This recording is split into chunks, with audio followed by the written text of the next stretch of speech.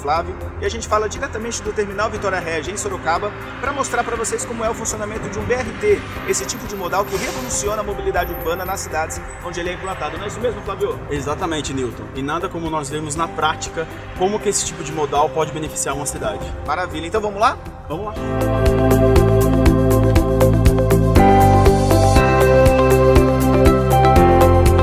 Flávio, dá para perceber que as diferenças entre um terminal rodoviário de ônibus convencional e um terminal de BRT já começa aqui no momento do embarque, né? É isso mesmo, Newton. Num terminal de BRT ou numa estação de BRT, a cobrança ela ocorre de maneira antecipada, para que nós tenhamos uma melhor velocidade do fluxo dos passageiros e também, por consequência, uma melhor velocidade dos veículos pelo corredor.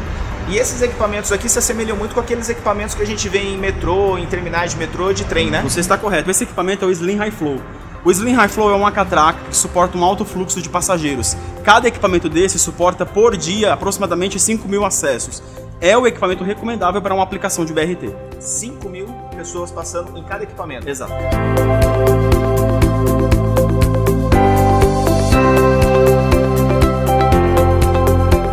Flávio, a gente está aqui há menos de 3 minutos e o ônibus já chegou? É isso mesmo, Nilson. A ideia é que o BRT seja semelhante ao metrô, onde você tem uma velocidade grande de fluxo de passageiros.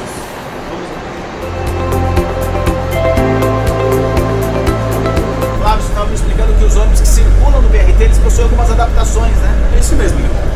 Em cada ônibus que opera no BRT, nós instalamos um dispositivo eletrônico que nós chamamos de emissor de radiofrequência ou transmissor de radiofrequência. Esse dispositivo ele é conectado eletronicamente no veículo e ele atua de maneira paralela ao sistema de acionamento de abertura e fechamento de portas, fazendo que sempre que o motorista envia um comando, as portas abram ou fecham no veículo. Flávio, finalmente a gente chegou aqui em uma das estações e essa daqui é a porta automática Boldor, né? Explica pra gente um pouquinho como é que ela funciona. Claro, primeiro eu preciso falar para você sobre a questão de segurança. A porta automática, você deve ter observado que ela só vai se abrir quando o veículo estiver bem posicionado e parado.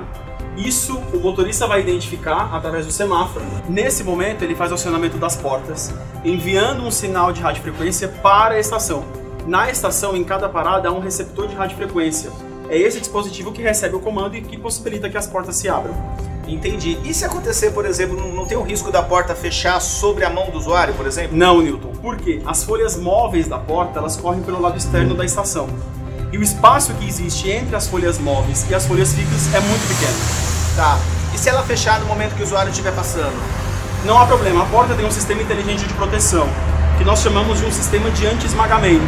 Se existir algum obstáculo no vão de passagem, ele vai pressionar e vai retornar, pressionar e retornar até que esse obstáculo não esteja mais no vão de passagem. Tá legal. Ô Flávio, corre o risco de algum usuário tentar abrir a porta pelo lado de fora da estação? Isso pode ocorrer, Newton, mas ele não vai conseguir, porque o motor da porta ele tem um sistema de força reversa, que impede que o usuário faça essa abertura de maneira indevida. Flávio, aqui na parte de baixo da porta, você estava me explicando que essa daqui é uma guia, né? Exato. Essas aqui são as guias embutidas no piso da estação. A razão delas é evitar o descarrilamento da porta. Ela é produzida em um material de alta resistência, em aço galvanizado a fogo, e isso faz com que ela se torne uma guia extremamente robusta. O principal objetivo é a porta estar protegida no mecanismo e no piso da estação. Isso evita com que a porta trepide ou vibre por causa do vento.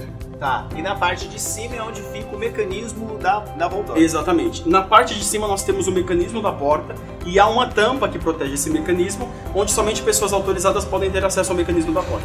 E ela fica do lado de dentro, então se chover, poeira, essas coisas, não tem há problema. A tampa do mecanismo tem todo um sistema de vedação em volta que protege de líquido, de poeira e de pó. E é muito importante o mecanismo estar dentro da estação, porque por mais que as folhas correm pelo lado externo da estação, você pode dar manutenção na porta estando dentro da estação sem atrapalhar a operação do corredor. Vamos lá? Vamos lá.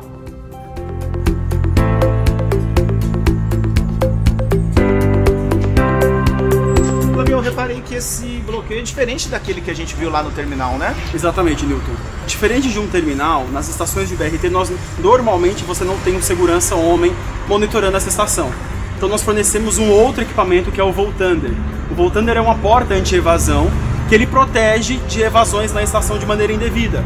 Então mesmo que um passageiro tente burlar a catraca passando por debaixo do braço da catraca ou pulando o braço, ele vai ficar preso nessa porta, porque essa porta ela só abre quando você termina o giro do braço da catraca. Caso ele faça isso, ele vai ficar preso na porta, vai disparar um alarme indicando de que algo errado está acontecendo. E pronto, essa é a razão desse dispositivo. Por isso ele numa estação, onde geralmente você não tem ninguém monitorando fisicamente a estação. Legal, tá bom? Bom, agora a gente está aqui do lado de fora da estação, onde dá para ver melhor os componentes que formam um sistema, né, Flávio? Correto, Newton. Daqui é possível nós identificarmos os sensores de posicionamento. É através dele que é possível o motorista identificar que ele está bem posicionado na parada. Tá, que são aquelas caixinhas ali, né? Exatamente. Por estar do lado de fora da estação, não corre o risco de se danificar com o tempo? Não, porque as caixas elas têm um alto nível de proteção, que é um grau de proteção IP67. São sensores difusos de campo, onde é possível identificar que somente aquele veículo está parado na parada.